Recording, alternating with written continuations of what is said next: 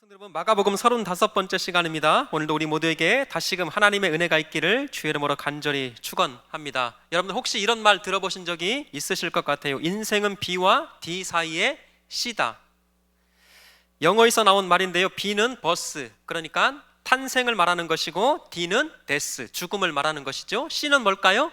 초이스, 그러니까 선택을 말하는 것입니다. 그러니까 인생은 태어나면서 죽을 때까지 평생 무언가를 선택하며 살아간다라고 하는 그런 뜻인 것 같아요. 그도 그럴 것이 여기 앉아있는 저와 여러분들 모두가 수많은 선택과 또 그 선택의 결과로 여기까지 왔다라고 하는 것을 부인할 수 없을 것 같아요. 어떤 것은 좋은 선택과 좋은 결과로 이어진 것도 있을 것이고, 또 어떤 것은 그렇지 못한 선택과 결과로 이어져 온 것도 있으리라 생각이 들어집니다. 사랑하는 성도 여러분, 지금까지 인생 살면서 수많은 그런 기회들이 있을 때마다 여러분들은 그 기회들을 어떻게 선택하시고 또 어떻게 사용을 하셨는지요? 혹시 내 인생에 너무나 좋은 기회였음에도 불구하고 그것을 기회로 여기지 못하고 그 기회를 선택하지 못해서 지금 생각해도 너무나 후회스럽고 안타까운 일들은 혹시 없으십니까? 왜 제가 이 선택과 기회라고 하는 단어에 말씀을 드리는가 하면, 오늘 본문에 등장하고 있는 이 갈릴리 나사렛 사람들 때문에 그렇습니다. 어쩌면 그들의 인생 가운데 가장 중요한 기회, 너무나 중요해서 절대 놓치지 말아야 했던 기회가 아니었을까. 다른 것들은 다 놓쳐도 괜찮아요. 그런데 이 순간만큼은, 이것만큼은 절대 놓치지 말고 반드시 붙들어야 했던 그 기회마저 지금 놓치고 있는 사람들이 이 갈릴리 나사렛 사람들이었습니다. 자, 그 내용이 무엇인지 오늘 본문을 통해서 한번 살펴보도록 하겠는데, 1절 2절 한번 다시 볼까요? 예수께서 거기를 떠나사 어디로요? 고향으로 가시니 제자들도 따르니라. 자, 2절 한번 같이 또박또박 시작. 안식일이 되어 회당에서 가르치시니 많은 사람이 듣고 놀라 이르되, 이 사람이 어디서 이런 것을 얻었느냐? 이 사람이 받은 지혜와 그 손으로 이루어지는 이런 권능이 어찌 됨이냐? 아멘. 감사합니다. 여러분, 지난 시간에 우리가 살펴본 대로 우리 주 예수님께서 제자들과 함께 고향 땅을 방문을 하셨는데, 마가복음에 의하면 이 6장에서의 방문은 몇 번째 방문이었다 말씀드렸죠? 2번째 방문이었습니다. 그런데 첫 번째 예수님께서 고향을 방문하실 때도 여전히 고향 사람들은 예수 그리스도를 배척하고 외면했어요. 그런데 오늘 이 2번째 방문 역시 달라진 것 하나 없이 예수 그리스도를 배척하고 있습니다.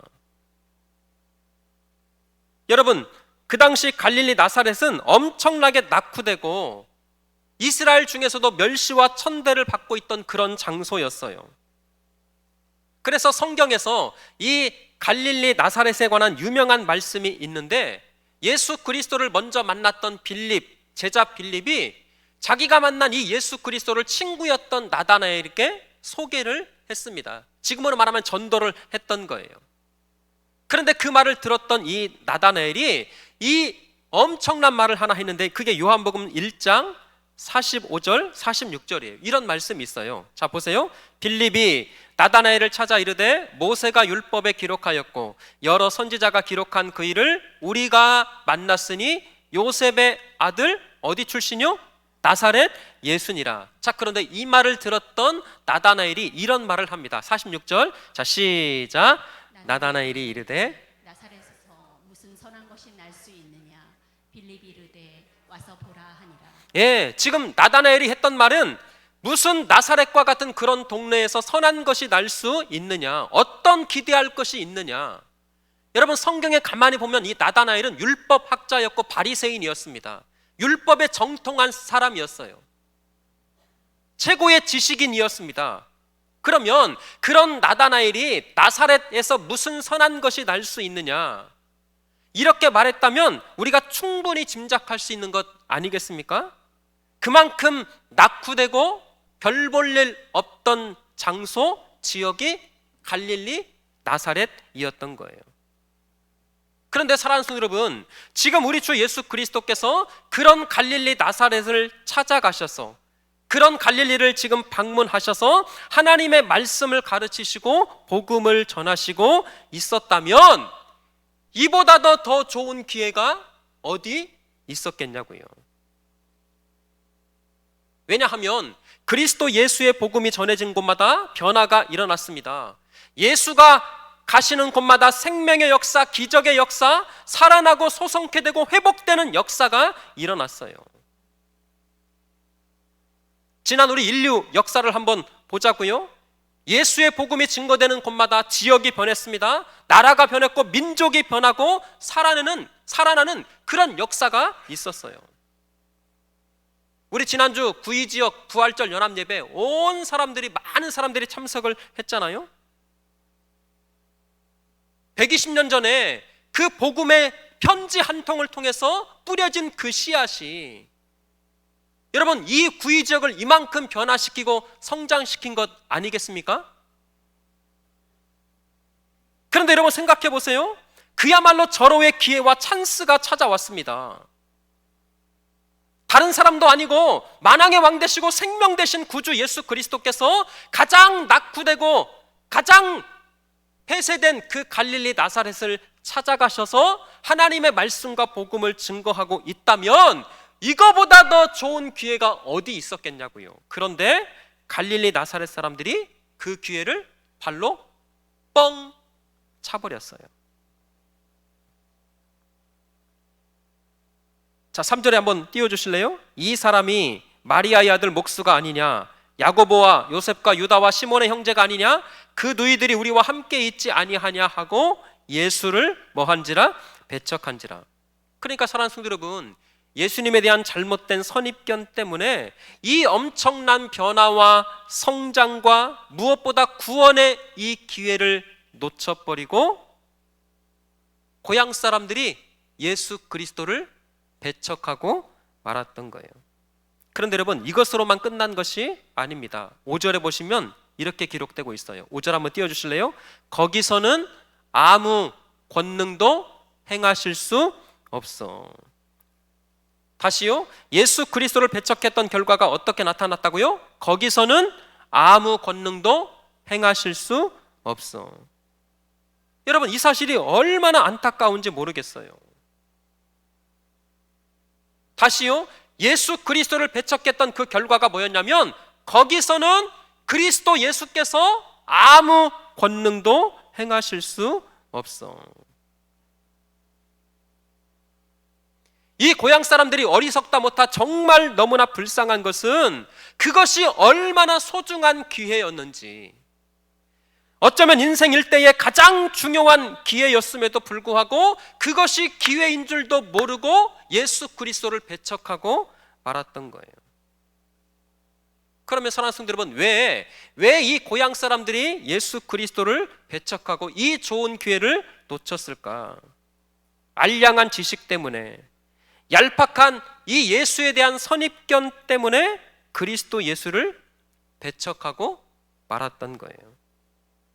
고향 사람들은요, 자신들이 예수님에 대해서 너무나 잘 알고 있다고 생각을 했습니다. 그런데 잘 알고 있다고 생각했던 그것이 결국 그리스도 예수를 믿지 못하고 예수 그리스도를 영접하지 못하고 배척하는 결과를 가져오고 말았던 거예요.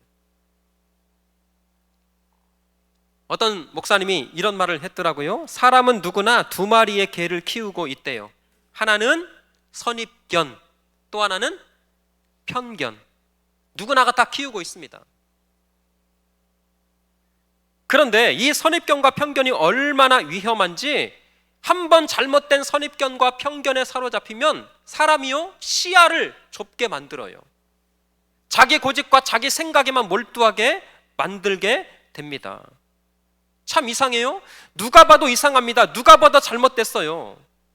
그런데 한번 이 잘못된 선입견과 편견에 사로잡히게 되면 뻔히 눈앞에서도 다른 모든 사람들은 그거 아니야, 다른 모든 사람들은 그거 잘못됐어, 그렇게 말하는데도 잘못된 선입견에 사로잡히면 보여요? 안 보여요? 안 보여요. 제가 언젠가도 말씀드렸어요. 제가 아는 목사님이 보이스피싱에 당했어요. 1,000만 원을 뜯겼대요. 아이고 그거 놔주지. 근데 여러분 이분이요 정말 점잖고 스마트하신 분입니다. 절대 그런 것에 휘말릴 사람이 아니에요. 그런데 어쩌다가 그렇게 보이스피싱에 당했어요? 이렇게 여쭤보니까 자기도 무슨 정신에 그렇게 했는지 모르겠대요.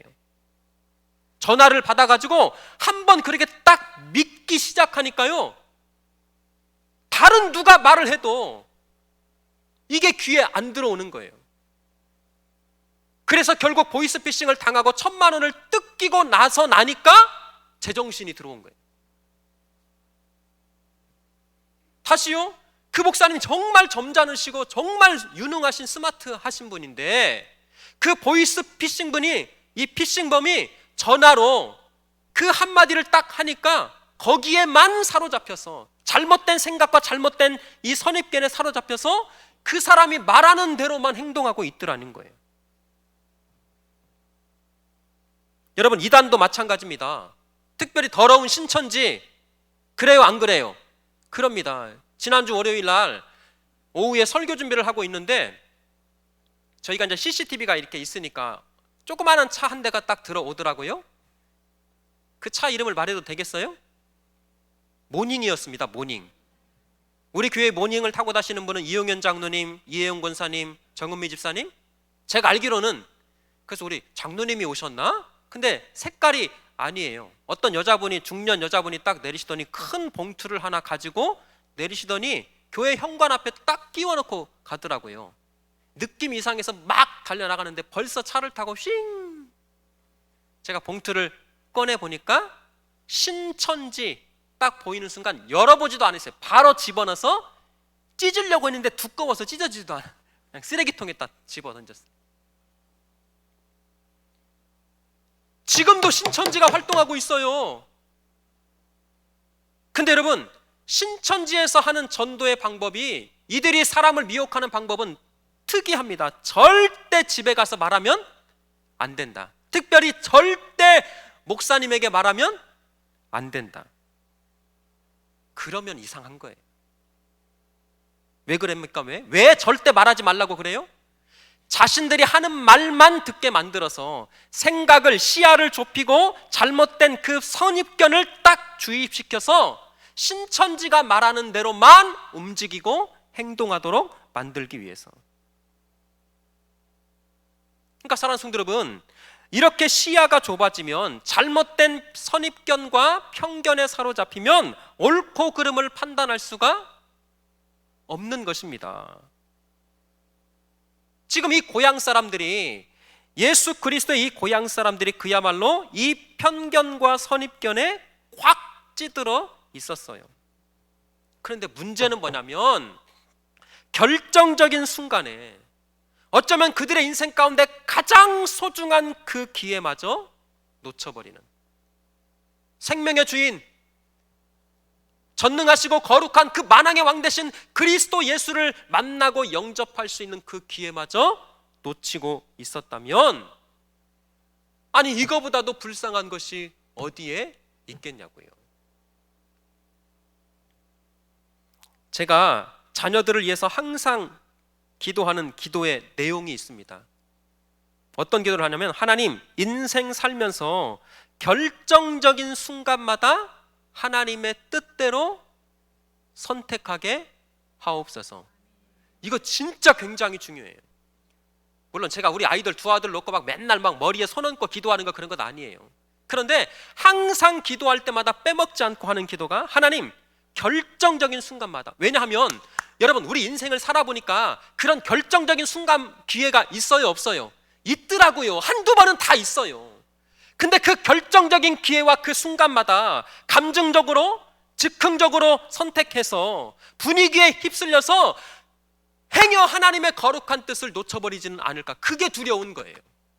그래서 항상 기도할 때마다 빼먹지 않는 것은, 하나님, 인생의 결정적인 순간마다 하나님의 그 뜻대로 선택하게 하여 주시옵소서. 다시요, 사랑하는 성도 여러분, 지금 창조주 하나님, 생명의 주인 되신 우리 주 예수님께서 고향을 방문하셨습니다. 세상에 빛이시고 하늘의 양식 되신 예수 그리스도께서 그 영적으로 육적으로 가장 낙후되고 폐후된 그 지역에 구원과 소망과 생명을 주시기 위해서 오셨는데, 자기 고집 때문에, 내 편견과 내 잘못된 생각으로 예수 그리스도를 향한 마음의 문을 닫아버렸어요. 그랬더니 결과는 뭐라고요? 거기서는 아무 권능도 행하실 수 없어. 제가 이거 엄청 기도가 많이 되는 거예요. 지금 이 순간에도 만왕의 왕 되신 우리 주님께서 우리 구의중앙교회를 방문을 하셨을진데, 혹시 내가 갖고 있는 신앙의 그 여정과 그 경험으로 생명의 주인 되신 그 예수 그리스도를 향한 마음의 문이 닫혀 있어요. 우리 각 사람의 개인 가운데 지금도 그 예수님께서 찾아오셔서 사랑하는 아들아, 사랑하는 딸아, 너 이렇게 해야 돼, 분명히 말씀하시고 또 기회를 주고 있음에도 불구하고 내가 갖고 있었던 사랑, 그 생활의 방식, 내가 살아왔던 그 생활의 방식에서 이거를 안 놓는 거예요. 안 놓는 거예요. 그런데 놀라운 것은 그 결과는 뭐라고요? 거기서는 아무 권능도 행하실 수 없어. 우리 인생이 이러면 어떻게 될까?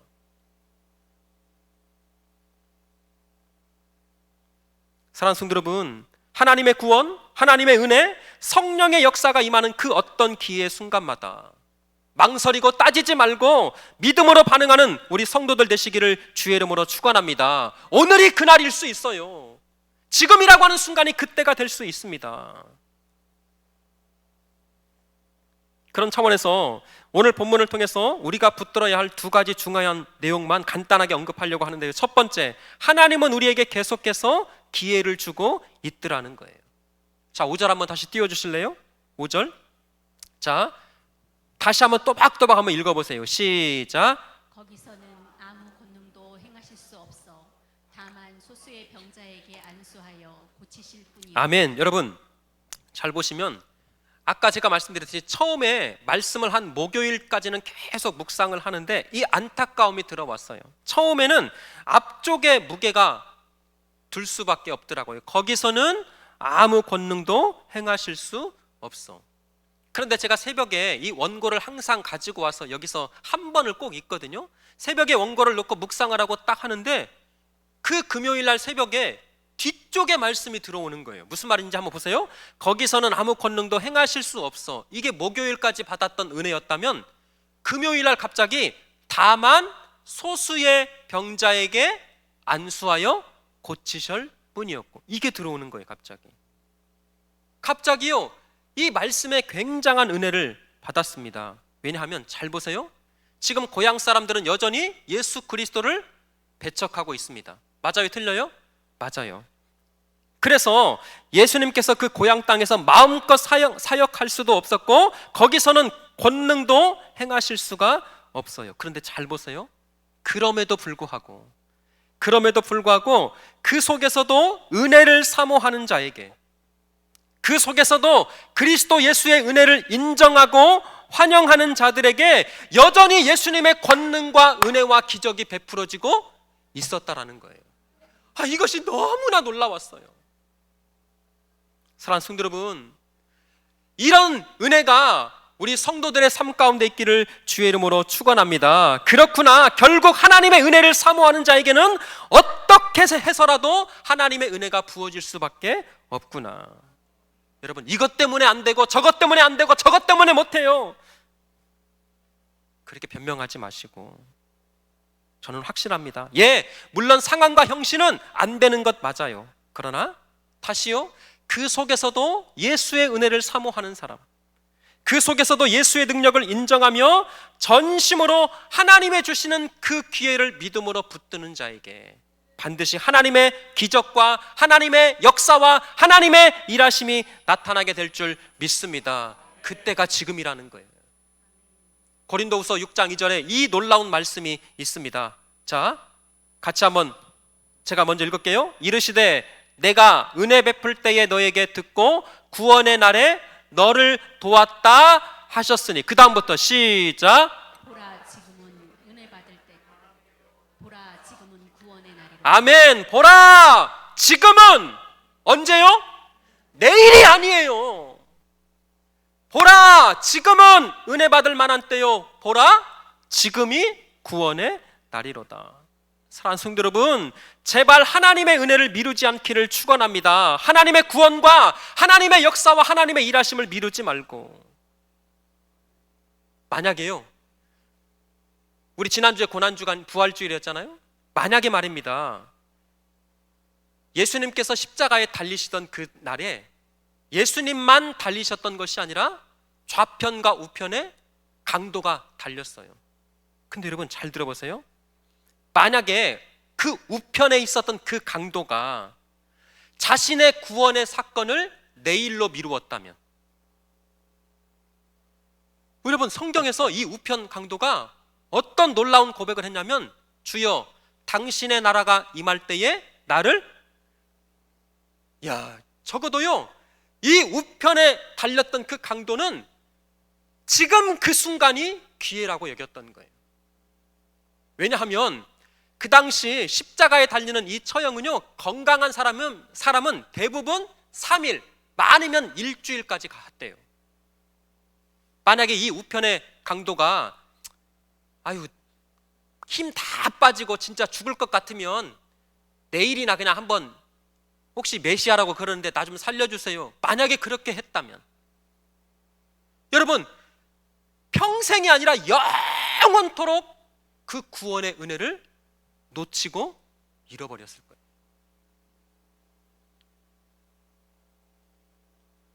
사랑하는 성도 여러분, 하나님께서 이미 모든 것을 다 준비하셨습니다.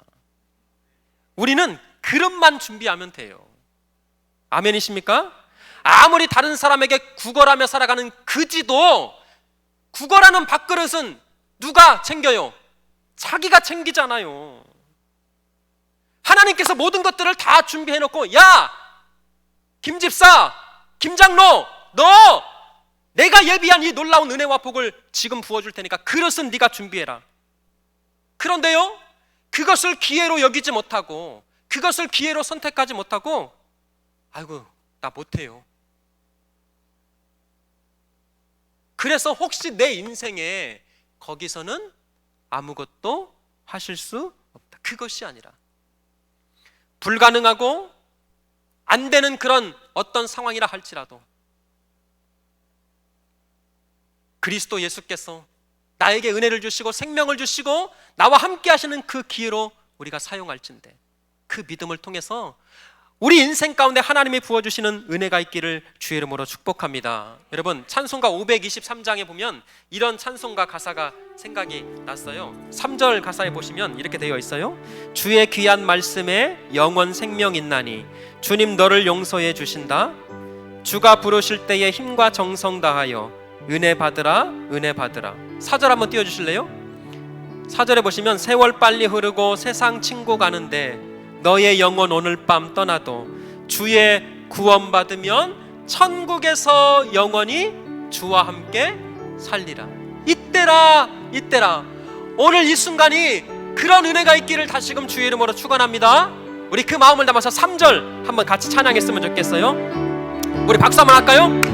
하나 둘 셋. 주의 귀한 말씀에 영원 생명 있나니 주님 너를 용서해 주신다. 주가 부르실 때에 힘과 정성 다하여 주의 은혜 받으라. 여러분 이때라 이때라 이때라 이때라. 주의 긍휼 받을 때가 이때라. 지금 주께 나와 겸손하게 아뢰라. 구원함을 얻으리. 우리 4절 한번 다시. 세월 빨리 흐르고 세상 친구 가는데 너의 영혼 오늘 밤 떠나도 주여 주의 구원 받으면 천국에서 영원히 주와 함께 살리라. 아멘. 이때라 이때라. 주의 주의 긍휼 받을 때가 있대라. 지금 주께 나와 겸손하게 아뢰라. 구원함은 후렴 다시 한번 할까요? 더 크게. 이때라 이때라 이때라. 주의 긍휼 받을 때가 이때라. 지금 주께 나와 겸손하게 아뢰라. 구원함을 얻으리. 할렐루야. 이 은혜를 날마다 놓치지 않고 살아가시기를 주의 이름으로 간절히 축원합니다. 두 번째는 뭐냐면요, 우리의 영적인 눈이 뜨일 수 있도록 기도해야 한다라는 거예요. 자, 3절 한번 다시 띄워주실래요? 오늘 본문. 이 사람이 마리아의 아들 목수가 아니냐, 야고보와 요셉과 유다와 시몬의 형제가 아니냐, 그 누이들이 우리와 함께 여기 있지 아니하냐 하고 예수를 뭐한지라? 배척한지라. 여러분, 이 배척한다라고 하는 이 단어가 스칸달리조라고 하는 단어인데, 정확한 번역은 걸려 넘어지다, 그리고 덫에 걸리다, 그런 뜻을 가지고 있습니다. 자, 이 단어가 왜 중요하냐면 요한계시록 2장 14절에 보면 이 단어를 이렇게 사용하고 있어요. 자, 그러나 네게 두어 가지 책망할 것이 있나니 거기 네게 발람의 교훈을 지키는 자들이 있도다. 발람이 발락을 가르쳐 이스라엘 자손 앞에, 자, 무슨 돌이요? 걸림돌. 이게 스칸달리죠. 걸림돌을 놓아 우상의 제물을 먹게 하였고 또 행음하게 하였느니라. 자, 다 끝났어요. 저를 한번 보세요. 그러니까 지금 고향 사람들이 예수님을 배척했습니다. 그 배척은 결국 어떤 내용이냐면 사탄이 쳐놓은 덫에 걸린 거예요. 하나님께서 주시는 영안으로 바라보지 못하니까 사탄이 쳐놓은 덫에 걸려서 넘어지고 말았습니다. 여러분, 문제는 우리 중에도, 신앙생활을 하는 우리 중에도 사탄이 쳐놓은 이 덫에 걸려서 넘어지고 실족하는 성도들이 얼마나 많은지 몰라요. 왜 우리 구의중앙교회라고 없겠어요? 지금 이 자리에서 예배 드리고 있는 중에도 있을지 몰라요. 말씀을 듣고 있습니다. 예배를 해야 되는 그 상황이에요. 그런데 목사의 설교가 들어오지 않습니다. 예배에 집중하지가 못해요. 왜? 사탄이 쳐놓은 여러 가지 이 스칸달리죠. 이 덫에 걸려서 마음을 뺏기고 생각을 뺏기고.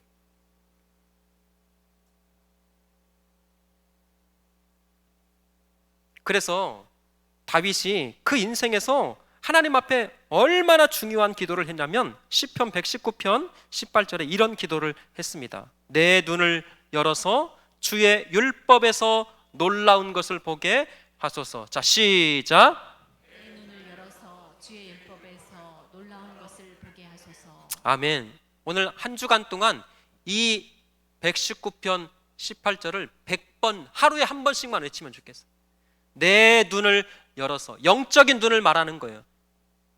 내 눈을 열어서 막 환상을 보는 게 아니라 중요한 것은 하나님의 말씀에서 그 뜻을 깨닫게 하여 주시옵소서. 살다 보면 사탄이 쳐놓은 덫이 얼마나 많은지 몰라요.